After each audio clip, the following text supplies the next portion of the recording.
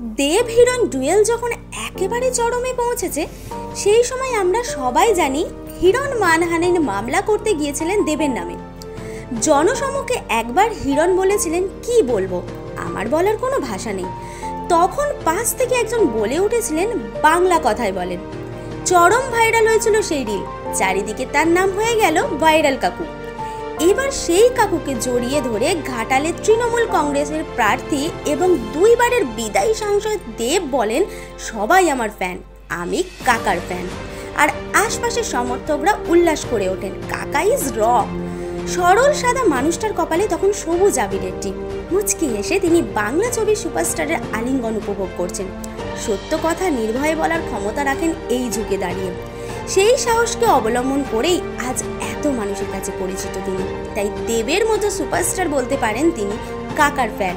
কিন্তু এই ভালোবাসা যেন ভোটেই সীমাবদ্ধ না থাকে। সাদাসিধে গরিব এই মানুষটার যদি কোনো ভবিষ্যতে সুরাহা হয়, সেই দিকে যেন নজর দেন রূপালী পর্দার ও রাজনীতির কারবারিরা। টাইমলাইন ক্রিয়েশনের পক্ষ থেকে আমরা তুলে আনবো মনের মাঝের হাড়ির খবর 7 তাড়াতাড়ি সকলের আগে। আপনার কি মনে হয় দেবের এই উক্তি নিয়ে? কমেন্ট করে জানান আমাদের মন্তব্যের বাক্সে। আপনার মন্তব্যের জন্য অধীর আগ্রহে বসে টাইমলাইন ক্রিয়েশন।